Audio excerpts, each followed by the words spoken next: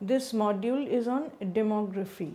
Demography really is the study of population behavior. After studying this module, you will be able to know about various demographic concepts, theories, and so on, and also analyze how India's population has behaved over the years. In the introduction, let's talk about a few basic demographic concepts. The first is the rate of growth. The rate of growth of the population depends on the birth rate and the death rate and the rate of external migration. However, for a big country like India, external migration is not so important. Thus, the rate of growth of population in India, for example, is really birth rate minus death rate. Another important concept is that concept of life expectancy. Life expectancy is the number of years a person is expected on birth to live on an average. Infant mortality is the death rate of babies who are just one short of 1 year, that is up to 364 days old. Working population. Working population is the population in the age group of 15 to 64 years, presumed to be able to contribute to the GDP. Dependency rate. Dependency rate is the ratio of the dependents to the working age population. Now, let's look at some demographic trends. After studying this module, you shall be able to know various demographic concepts and theories. Learn about demographic trends in India before and after independence. Identify the various phases of demographic trends in India. Evaluate the contribution of population to economic growth. Analyze the factors behind India's population behavior. Let us first discuss some basic demographic concepts.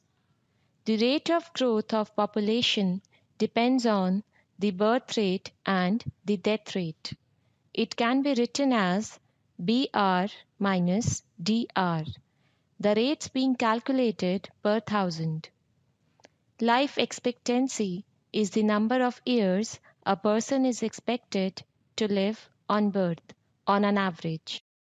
Infant mortality rate is the death rate of babies up to 364 days old. Working population is the population in the age group of 15 to 64 years, presumed to be able to contribute to production. Dependency rate is the ratio of dependents, people younger than 15 or older than 64, to the working age population. Demographic dividend is the addition to economic growth due to dependency ratio getting reduced and the proportion of working population getting increased. The first ever population head count or census started in 1867 under the East India Company. Then under the Crown rule, that is rule of the British Empire, from 1872 they started regular collection of population statistics, or what is known as decennial census. Decennial means 10 yearly. 10 yearly census really started from 1872, and we have roughly a more or less continuous series like 1872, then 1881, 1891, and so it has gone on and is going on still. In 1881, for example, the rate of growth of the population was 1.11%. In 1941, we find that the rate of growth of the population, average and annual, was 1.40. So like this, we can look at how the rate of growth of population in India has behaved. We find a very interesting feature here that in around 1921, which is known as the year of the Great Divide, there was a change or a transition in the population behavior. Before that, the rate of growth of population was very slow, minimal suffering and so on. After 1921, the rate of growth of population began to grow steadily, and this is what led ultimately to what is known as the population explosion. We sometimes say India is overpopulated, India is having population explosion. This really started from around 1921. In general, however, before independence, we find that life expectancy was very, very low. It was in around 1921, it was only 23, not even 30s. And around independence, it came to about 32. So that's not very promising for any growing economy. Similarly, the infant mortality rate was pretty high. I mean, you were not certain, you were not at all sure of how long a baby, a newborn baby, was going to live. It was the death rate, the deaths of young people, they were really very, very disappointing. There are various hypotheses about this. Why was it like this? Why was 1921 the year of the Great Divide? The most accepted hypothesis is that of Sumit Guha, who said that because in 1921 there were very good harvests, population rate of growth steadied. That is, the death rate was less and birth rate and death rate, somehow there was a positive balance between them which was continued. So it is not the British rule, it is not the growth of immunities as claimed by others, earlier ones, but it is really the fact that we simply had the weather gods being kind to us. There is yet another hypothesis, that by Cole and Hoover, and this is also very interesting for India. This theory says that birth rates and death rates are both high in the first initial stages of a country's economic growth. Both being high, the rate of growth of population is low. Then birth rate remains high, but death rate becomes low because of better hospital and medical facilities and so on, and population begins to grow. This is probably one phenomenon, one cause of the 1921 change, the 1921 watershed in India. In the third stage of demographic transition, death rate is already low, but now birth rate also becomes low, so that the gap between them closes again and rate of growth of population again becomes low. In India's case, however, we find that this third stage of demographic transition, if at all, it has started only in the 1970s. After independence, we find the second stage only continuing. We still have very high birth rates, death rate has slowed down, but there is a considerable gap between the two. Take for example 1941-51. 1941-51, inclusive of independence and so on, the birth rate was 39.9, death rate was 27.4. So how has things changed in 50 years? When we come to 2000, we find that the birth rate has fallen from 39.9 to 25.8. The death rate has fallen much more, 8.5 from 27.4. So the gap between them is still very high. The gap between them being high, we have a very high rate of growth of population still, 17.3. The rate of growth of population in 1941-51 was 12.5. In 2000, it is 17.3. So we still have a high birth rate, although in 1961-71, around that time, it has started to fall. In 1991, the rate of growth was 19.7. 2000, it has come down to 17.3. So at least it's coming down. So this is an important index of population behavior in India.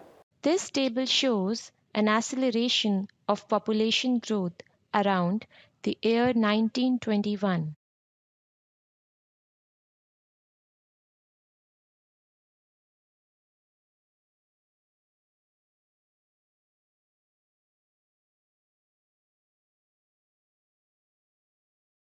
In the table, we can see that there is a significant gap between birth rate and the death rate from 1921. The death rate prior to 1921 was high and erratic, whereas birth rate prior to 1921 was high but comparatively steady, at least not erratic like the death rate. The fall in death rate occurred in 1921, while the fall in birth rate occurred only in the 1940s, that is, 2 decades later. Whatever change has taken place has been more due to the change or fall in death rate rather than any change in the birth rate. Because of this, 1921 is known as a landmark year in demographic history of India, or the year of the Great Divide. Life expectancy figures are not available before 1901, but show a steady increase after 1921, from around 23 in 1921 to around 32 by independence. Infant mortality rate was high and did not change much in the first 2 decades of the 20th century, but it showed a downward trend, especially from the 1920s. From 219 in 1916 to 1921, IMR came down to 161 in 1941 to 1946, and this decline started in 1921, becoming steady after 1940. Percentage figures of the deaths of the young people show a similar decline after 1921. From 62 in 1911 to 1921, it declined to 40 in 1941 to 1950, the decline starting from 1921 to 1931. The age structure was like that of a pyramid. Lots of infants were born, but fewer and fewer reached the higher age groups. The dependency ratio was very high, around 80% between 1881 and 1941. The majority of the population lived in rural areas and the extent of urbanization was very slow till 1921. Even by 1941 to 1951, 4/5 or 80% of the population was rural. The majority of the population was malnourished, unskilled, and illiterate. From these statistics, it is clear that 1921 was a demarcation line between 2 phases of population history in India, not only from the point of view of birth rates and death rates, but also from that of infant mortality rate, life expectancy, and other associated measures.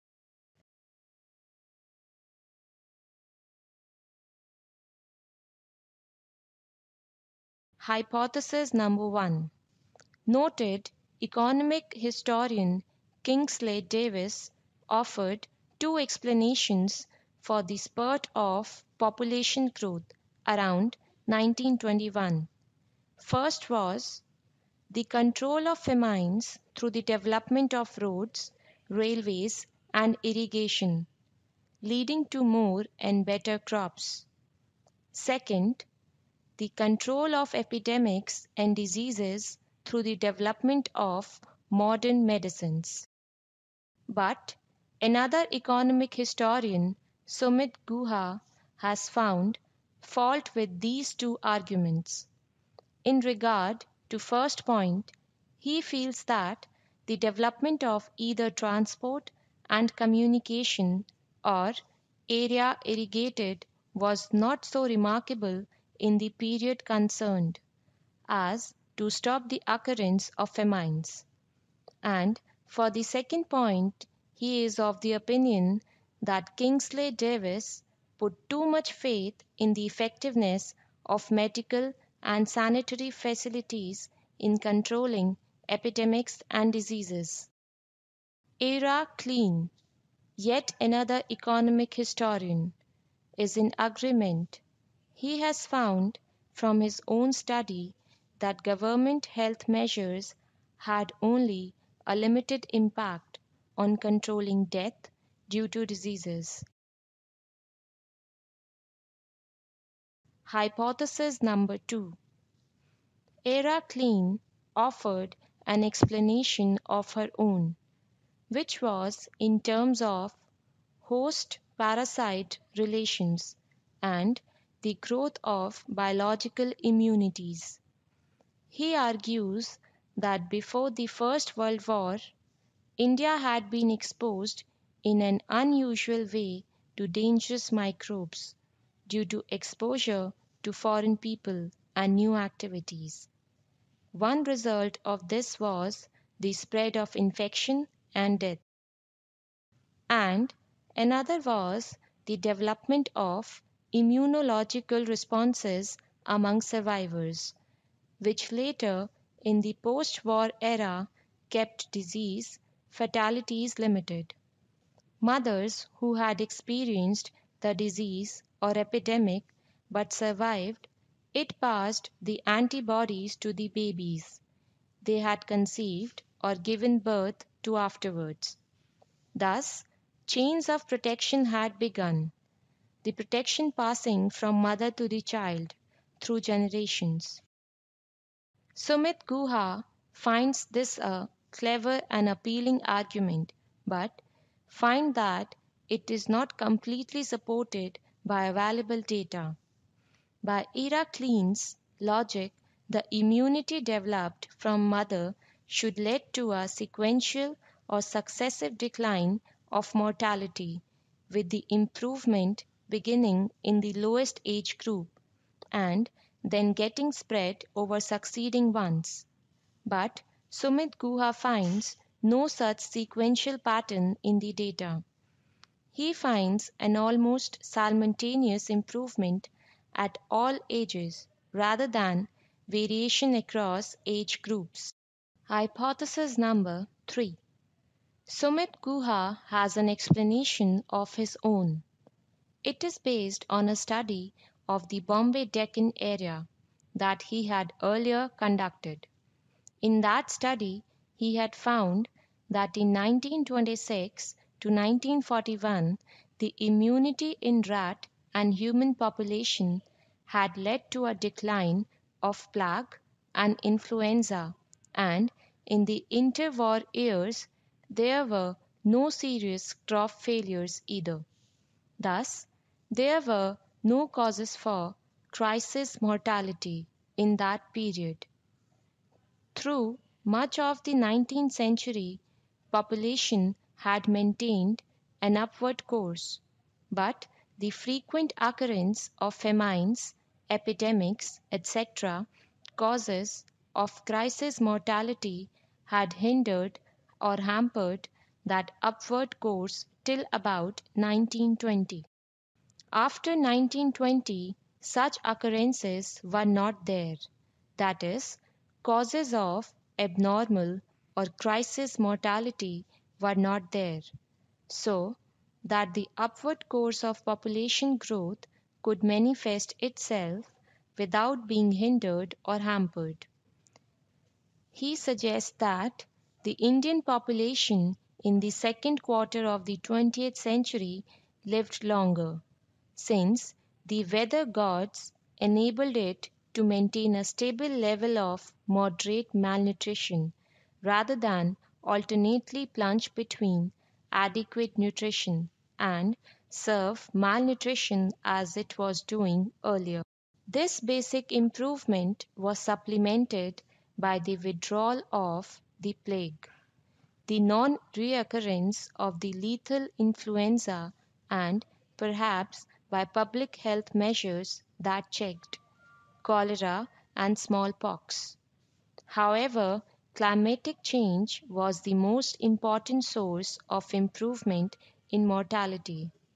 Thus, only in the last 25 to 26 years of British rule there was any significant growth of population and decline of mortality, and that too cannot be fully attributed to any improvement in medicine, sanitation law, and order under British rule. Hypothesis number 4. This hypothesis is not framed specifically for India, but has certain relevance in the Indian context. Cole and Hoover have framed the theory of demographic transition, which says that as economic growth takes place in a country, its population undergoes a transition. There are three such stages in demographic transition or population growth.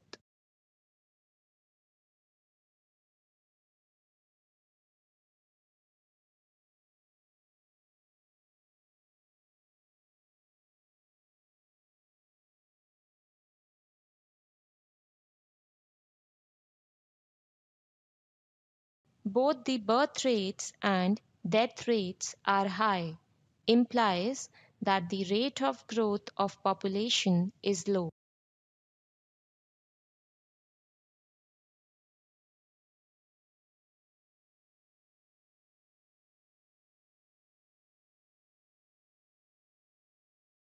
In the earlier stages of any society, there is a tendency to have large families. Survival upon birth is uncertain, and work requires physical stamina and a number of participants. Customs and traditions imbibe these ideas, and people develop son preference, which itself leads to a large number of births. Death rate is high because of lack of medical facilities and low nutritional levels, as is usual when the country is economically underdeveloped. Stage 2. Birth rate remains high, but death rates become low so that the rate of growth of population becomes high.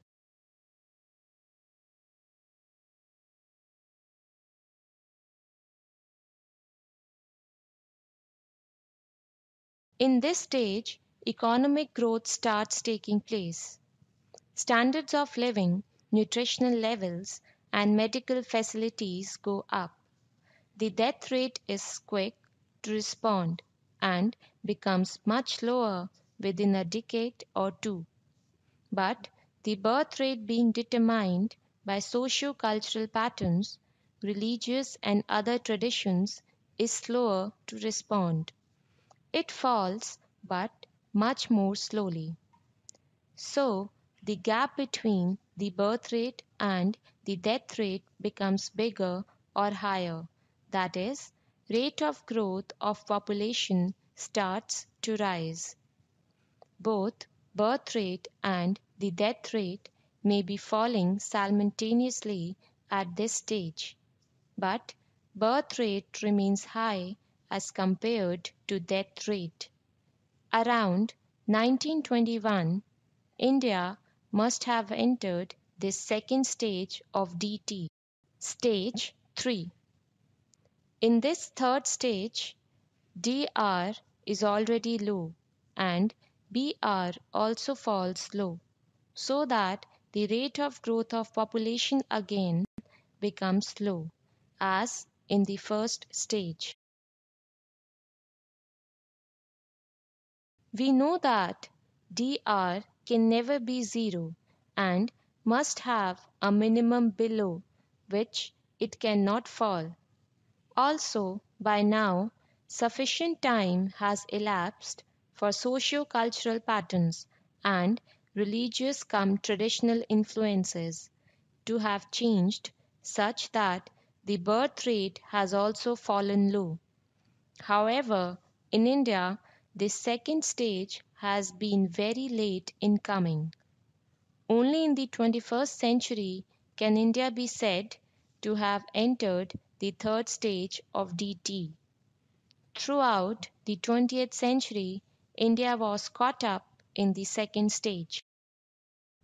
Internal migration increased during British rule because of new economic opportunities, that is, employment in plantations, factories, etc. Revolution in long distance transport, that is, railways, etc. Socially and economically depressed conditions in source areas, that is, caste system in eastern UP. People who declared themselves as immigrants formed 1.8% of India's total population in 1901, and this increased to 3% by 1931. Let us now have a look at some post-independence trade.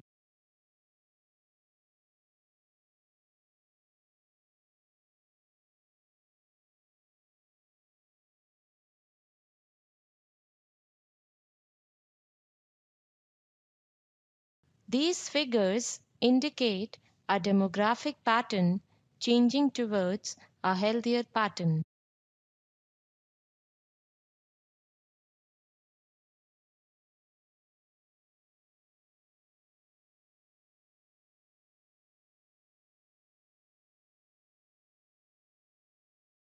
There are regional variations.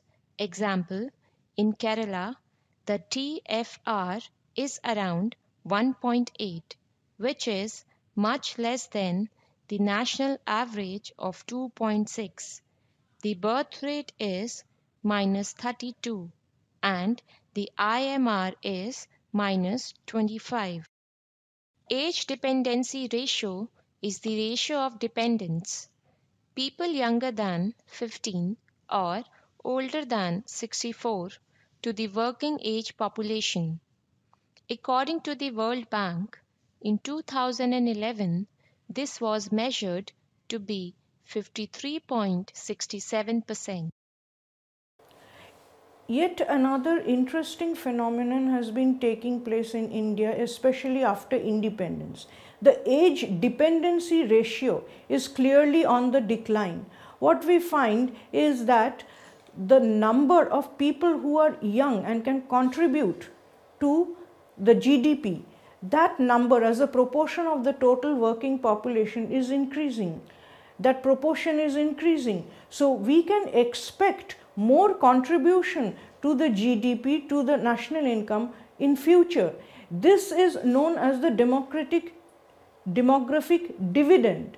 It is a dividend, meaning a kind of an extra. It is a dividend or bonus that it is coming because of this demographic feature, simply because there are more young people and these people can contribute more to the growth of the national income. This is an exceptional feature, because if we look at China, what we find is that India's working age population is growing faster than China's. So eventually what will happen is that China's young population proportionately will probably be less than India's young population out of the working population, so that although China is a big vast country with a huge population and so on, India's contribution from her growing population is or can be likely to be more. This of course will create problems of creating enough employment for them, taking better social security network for them, giving them greater education, taking care of their nutrition, various things the government still has to do. But this is a positive sign, a positive thing for the future we look forward to. According to World Bank data, the age dependency ratio in India declining over time. In 1990, it is 71.5, which falls to 63.8 in 2000, and then fall further to 55.1 in 2010. This is leading to a certain positive effect on the economy, known as the demographic dividend. Demographic dividend refers to the rise in economic growth that may come when the dependency ratio gets reduced and the proportion of working population increases in a period of 20 to 30 years when, due to significant reductions in child and infant mortality rates and increases in life expectancy, fertility rates falls. More women join the workforce, and in general, the economy is less strained. Government policies can be more effective at the time of the demographic dividend, but the time may also see social changes such as increasing divorce rates, postponement of marriages, and growth of single person households. Let us now compare two countries, India and China. India's working age population is growing faster than China's. Thanks to population growth, the working age population has increased in China and India since the 1980s, contributing to strong economic growth. In 2009, the share of the population aged between 15 to 64 years accounted for 73.6% and 63.9% of the population in China and India, respectively.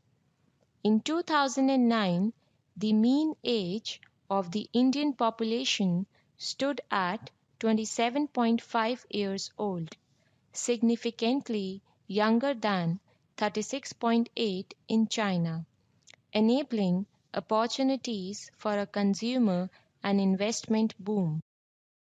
The share of the working age population in China will start declining from 2014 as a result of population aging and a slowdown in population growth, mainly due to the country's one child per family policy, introduced since 1979 to curb a population explosion. China will also experience rapid aging. Meanwhile, the share of the working age population will continue rising in India, owing to its young and growing population. The different demographic trends have important implications for China and India. China's economy has been enjoying a demographic dividend, growing at an annual average of 11.2% between 2004 and 2009 in real terms, higher than 8.1% in India.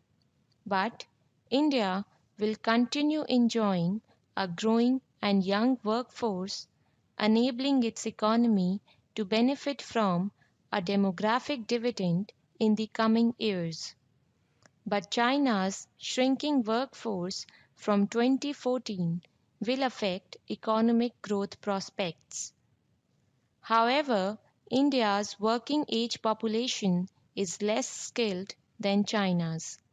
In 2009, India's adult literacy rate stood at 67.7% of the population aged 15 plus, compared to 94% in China. Further, India's unemployment rate was 9.1% in 2009, while China's was 4.3%. Besides, India's population growth will create pressures on the country's inadequate infrastructure. It is estimated that by 2030, India will have overtaken China as the world's most populous country. By 2050, the UN estimates that India's population will reach 1.6 billion, compared to 1.4 billion in China. India's working age population will see period growth of 17.4% during 2010 to 2020, compared to a modest rise of 0.3% in China. China's old age dependency ratio, the production of people aged 65 plus to working age adults, will increase from 13.1% in 2010 to 18.3% by 2020, while India's old age dependency ratio will rise more gradually from 7.6% to 9.4%.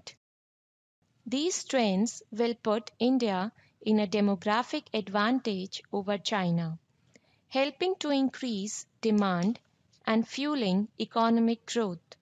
However, the challenge will be to create enough jobs, while population growth will put pressure on India's natural resources and public services. China's government policies will shift towards addressing the rapidly aging population, while the different demographic trends will provide varying consumer demand. External migration continues to be small in India, but internal migration is always occurring. Opportunities for employment, education, etc. have been a pull factor attracting migrants from rural to urban areas and from smaller towns to big cities. Inability to get employment and inflationary pressures have also created reverse pressures. For females, marriage is a significant factor. Let us now have a look at the census of 2001 reports about 307 million persons as migrants by place of birth. Out of them, about 259 million migrated from one part of the state to another, that is, from one village or town to another village or town, and 42 million from outside the country. Data on migration by last residence in India shows that the total number of migrants has been 314 million. Out of these migrants by last residence, 268 million has been intrastate migrants, those who migrated from one area of the state to another. 41 million were interstate migrants and 5.1 million had migrated from outside of the country. On the basis of net migrants by last residence during the past decade, that is, the difference between in-migration and out-migration. In India, Maharashtra stands at the top of the list with 2.3 million net migrants, followed by Delhi, Gujarat, and Haryana, as per the census. Uttar Pradesh and Bihar were the two states with largest number of net migrants migrating out of the state. To summarize, therefore, India's population is really quite a growing and promising area, and Indian economic growth can expect a lot from it.